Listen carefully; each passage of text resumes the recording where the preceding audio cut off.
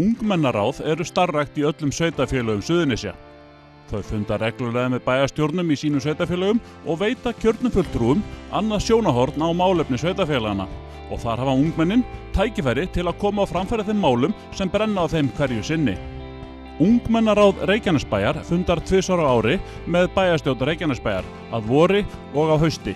Haustfundurinn var einmitt haldinn í vikunni og Rannveig Jónína, blaðamaður Víkurhetta, ræddi við nokkur ungmenni úr Ungmennaráði Reykjanesbæjar.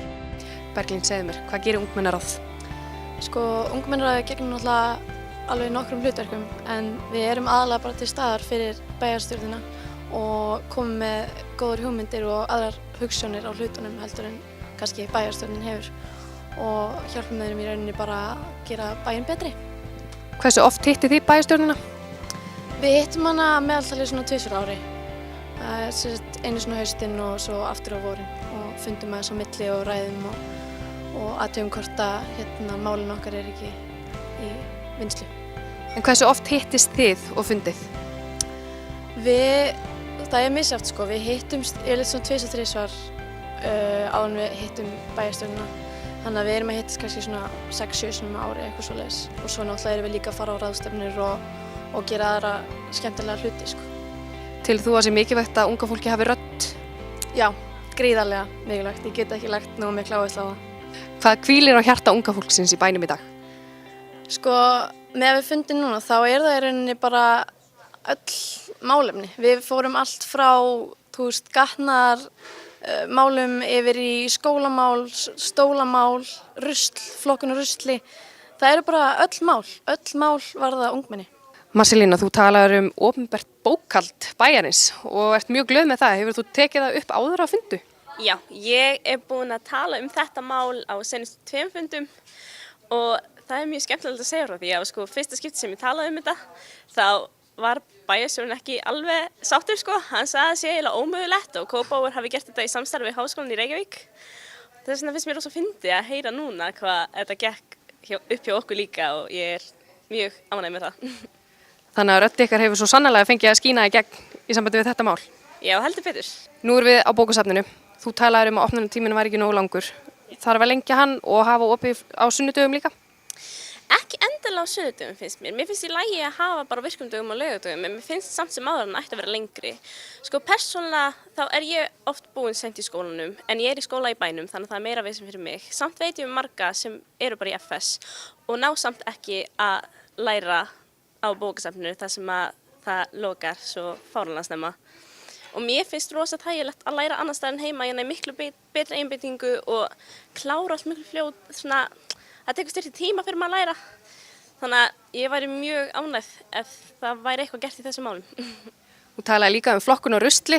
Nú komstu bókhaldur í gegn, heldur að flokkunin komist í gegn líka? Jú, ég held það sé nokkuð líklegt núna líka með að við svörin sem ég fekk við þessu máli, þá held ég það, jú. Hlynur, þú talaður að þú vildi fá frítt í sund aftur.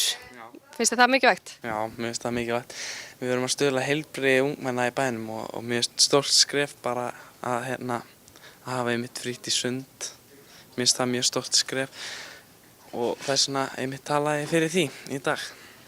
Nú eru félagsmiðstöðunar opnað fram á kvöld og það kom fram í máli þínu í sambandi við strætó og þú vildi fá strætó aðeins lengur.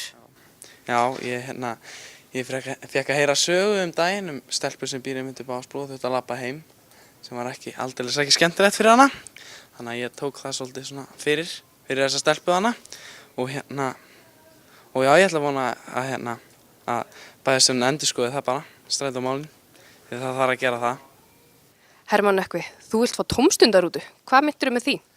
Ég meinti með því að til dæmis þegar fjörheimar, sund eða aðra félagsmiðstöðvar loka kvöldin að hann myndi taka hring, ná í krakkana því að foreldrar hafa ekki endilega tök á því að vera að keyra allt kvöldið eða bara einfaldlega já.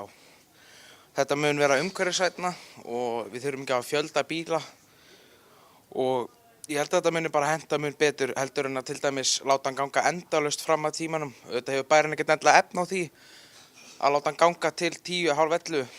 Það vitum við það, hann stoppar eitthvað 8:30 leyti. Þannig að það var aðalega sem ég var að velta fyrir mér, svo við þurftum ekki að eyða auka fjármagni í það að láta ganga allt kvöldi.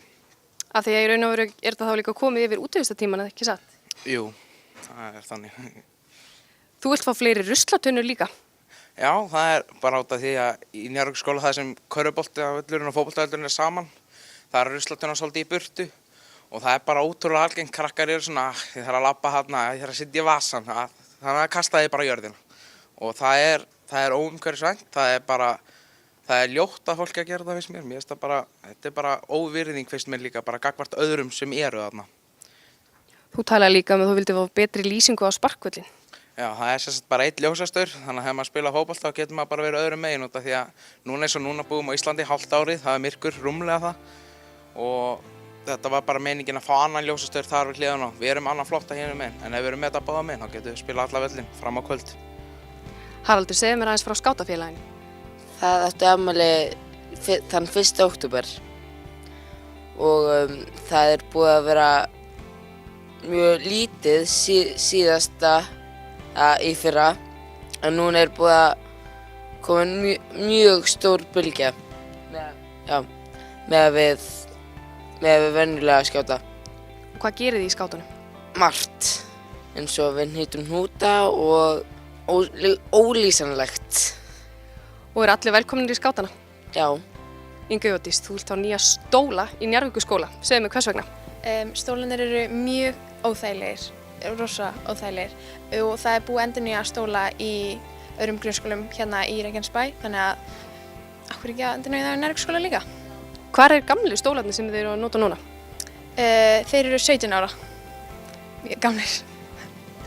Þú talaðir einnig skort á lýsingu í Ytri Njarðvík á göngustígum. Segðu mér aðeins nánar frá því. Það eru margir göngustígar í Njarðvík, svona á milli gatna til að stytta sér leið og það er engin lýsing á þessum stígum og já, rosa óþægilegt að labba í gegnum það á kvöldi til þar sem að engin lýsing er og mjög dimmt úti og mjög þægilegt. Þú talaðir að þú hefði farið jafnvel aðra leið í staðinn fyrir að fara á göngustíguna, er það rétt? Já, fór lengri leiðin heim þar sem að var lýsing.